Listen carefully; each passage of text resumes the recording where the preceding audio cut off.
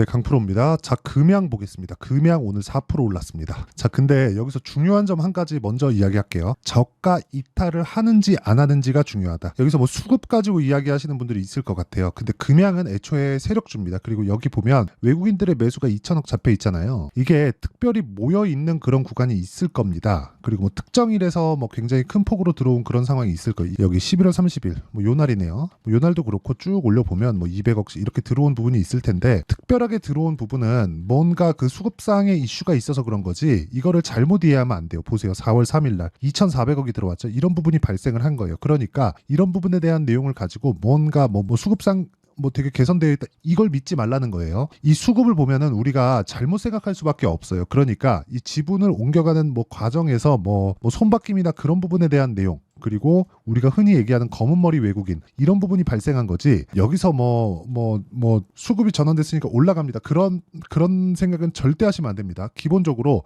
세력주라는 거를 기본에 깔고 나서 우리가 보는 게 맞다. 그런다 그래서 금양이 나쁘다 그런 게 아니라 올라가는 모든 주식은 다 세력주입니다. 삼성전자 누가 사야 올라가죠? 그러면 특정한 주체가 매수를 해야 됩니다. 그럼 삼성전자가 세력주지. 그쵸? 뭐 흔히 얘기하는 뭐 우리가 뭐 명동에 어디 해가지고 뭐 그런 내용은 아니라는 거예요. 그러니까 이 기본적으로 이 펀드에서 들어오는 자금들이 요즘에는 들어와야 되는데 시장에 대한 체질이 바뀐 거고, 이런 종목들도 세력주라고 볼 수 있다. 그래서 우리가 수급에 대해서 너무 맹신할 필요도 없고 올라가는 과정에서 가격에 대해서 집중을 하자. 그러면 여기서 더 나빠질 만한 모멘텀이 있어야 이 가격을 이탈할 수 있다는 거죠. 그러면 뭐가 나빠져야 될까요? 당연히 에코프로 BM입니다. 그쵸? 에코프로 BM.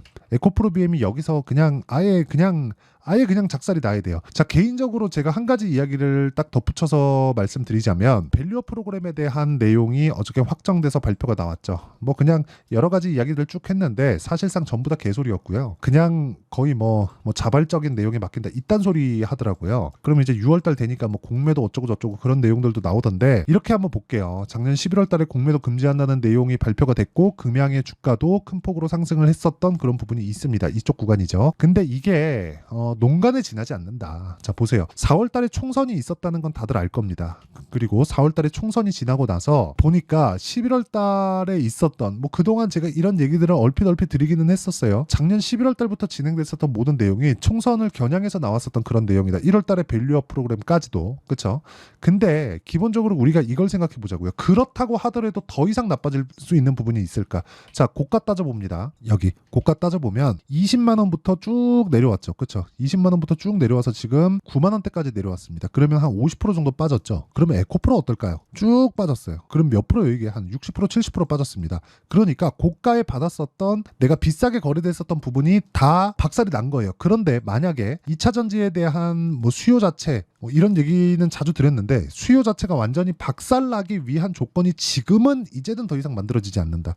주가는 먼저 반영을 합니다. 그리고 먼저 반영하는 과정에서 호재나 그런 부분들이 있죠. 예를 들어서 금양 같은 경우에 뭐 469나 그런 부분들, 그리고 뭐 에코프로 같은 경우에 뭐 리튬풀이나 그런 부분들, 이런 부분들이 있지만, 사실상 에코프로도 진짜 진짜 이 말하고 싶은 게 있는데, 이놈들도요, 에코프로 얘네들도 전부 다 물적 분할 다 때려버렸어요. 에코프로에서 에코프로 BM 물적 분할, 에코프로 BM까지는 인적 분할을 했는데 그 뒤에는 모두 다 지금 물적 분할을 다 시켰습니다. 그러니까 올라오는 과정에서 대주주는 엄청난 차익을 본 거예요. 그런데 그런 과정에서도 혹시라도 내가 고가에 물려 있고 금양까지도 고가에 물려 있다면, 우리가 여기서 봐야 되는 내용은, 그쵸? 작년에 뭐 배터리 아저씨나 그런 붐을 일으켰다는 점 알고 있습니다. 근데 저 개인적으로 배터리 아저씨 별로 안 좋아하고요. 뭐 배터리 아저씨가 얘기한 부분에 대해서 사실상 동의하는 부분이 거의 없습니다. 그런데도 불구하고 제가 이렇게 말씀드릴 수 있는 이유는 2차 전지에 대한 수요 자체는 진실이 맞다. 이건 진실이 맞다. 그리고 기본적으로 지금 전기차 시대가 결과적으로는 오겠죠. 이거는 뭐 돈을 벌기 위한 그런 게 아니에요. 정부 단에서 효율을 높이기 위한 그런 작업이 아니라 환경 문제와 직결되는 부분이기 때문에, 이런 부분은 공감대가 형성이 되고, 공감대가 형성이 됐기 때문에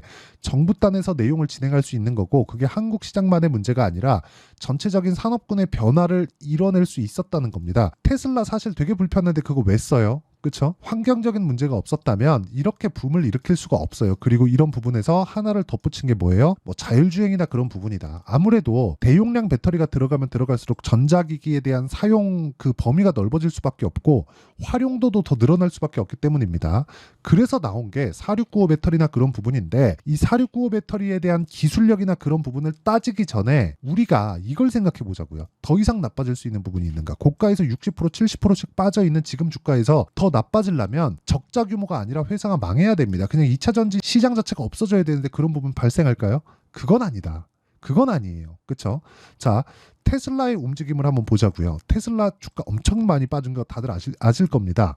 금양을 투자하고 계시다면 다들 아실 거예요. 그런데 테슬라에 대한 상황도 앞으로 발전되는 방향 자체가 이제 배터리 볼륨을 높이는 게 아니에요. 배터리 물량 자체를 높이려는 건 이제 거의 다 끝났습니다. 그런데 여기에 누가 들어가느냐에 대한 부분만 남아있는 거예요.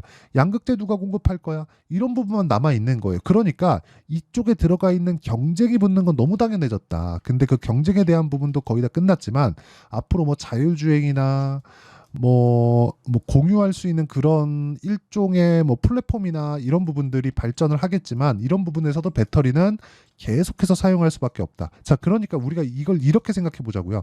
야, 4695 배터리가 엄청난 기술력을 가지고 있던데 이게 아니라 충전에 대한 문제, 더 이상 줄이지 않아도 불편함을 겪지 않을 수 있는 문제들을 해결할 수 있는 방안이 자율주행이나 그런 부분이라는 점, 이런 부분만 이해가 된다면 금양이 지금 추가적으로 나빠질 수 있는 상황은 없다. 자, 보세요. 차가 그냥 지 맘대로 돌아다녀요. 그냥 계속. 근데 지 맘대로 돌아다니고 나는 대중교통 부르듯이 이걸 부르는 거예요. 콜을 딱 불러갖고. 그쵸? 지금 테슬라에서 생각하고 있는 게 내가 차를 사서 공유하면 차가 돈을 벌어다 준다. 이런 개념이잖아요. 그러니까 이런 부분에서 배터리에 대한 충전에 대한 문제가 생길까?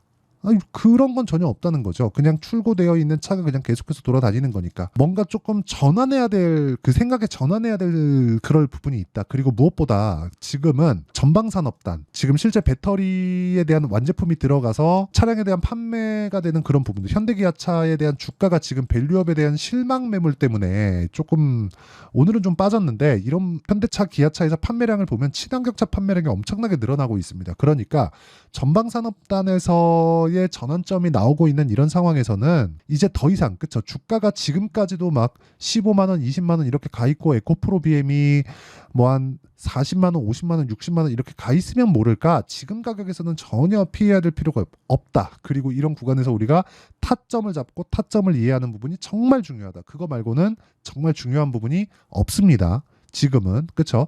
더 이상 뭐 아니 실적 이미 적자 떨어졌는데 거기서 뭐가 더 나빠져요?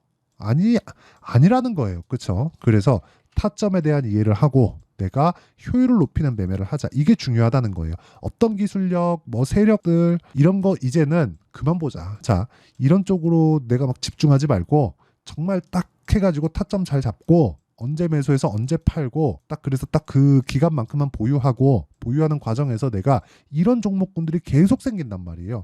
이런 종목들을 지속적으로 잡기 위한 노력을 하자는 겁니다. 그래서 그 타점에 대한 부분은 여기 금양의 가격과 단기 보유 전략 원리입니다. 단기 2주입니다. 2주 동안 수익 전환시킬 수 있는 가격에 대한 부분, 그리고 무엇보다 최근에 시장이 너무 안 좋기 때문에 금양에 대한 실시간 타점을 문자로 공유를 해드리도록 할 테니까 구독과 좋아요 눌러주시고요. 상단에 있는 전화번호로 금양, 자, 금양이라고 문자 보내주시면 제가 실시간 타점을 제가 문자로 공유를 해드리고요. 그리고 타점에 대한 이해가 됐을 때 내가 이해할 수 있는 부분, 그쵸? 어떤 식의 매매를 할 수 있는지는 자, 이런 식입니다.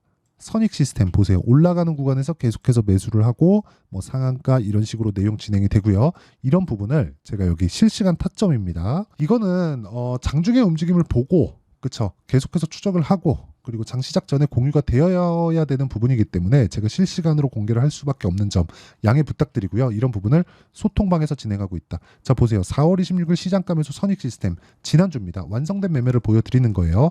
이렇게 제가 장 시작 전에 공유를 하고 있다. YC, 자, 내용 보시면 어때요? 올라가는 구간에서 매수를 했을 때, 그쵸, 계속해서 수익을 발생시키는 그런 부분 20%씩 이렇게 수익을 발생시킵니다. 뭐 다른 종목을 보더라도 마찬가지예요. 뭐 DI나 그런 종목들, 뭐 반도체, 2차전지 상관할 거 없지, 무조건 올라갈 때 매수를 하자. 그래야 내가 물릴 때 물리더라도 한 번은 기회 준다. 이 기회를 와서 배우세요. 그쵸? 가격대나 이런 부분 내가 잘 못 잡겠다 하시는 분들은 소통방으로 들어오시면 되고, 여기는 구독과 좋아요 눌러주시고 상단에 있는 전화번호로 구독 또는 10억이라고 문자 보내주시면 10억 만들기 프로젝트를 진행하고 있는 강프로의 소통방으로 제가 입장 링크를 보내드리도록 하겠습니다. 자, 내용 정리하면 그렇습니다. 금양 주가 안 좋은 거 맞죠? 근데 에코프로 BM이 움직여야 금양이 움직일 수 있고, 에코프로 BM은 더 이상 나빠질 부분이 없다. 즉 가격이 먼저 반영하는 부분이 다 지나갔다.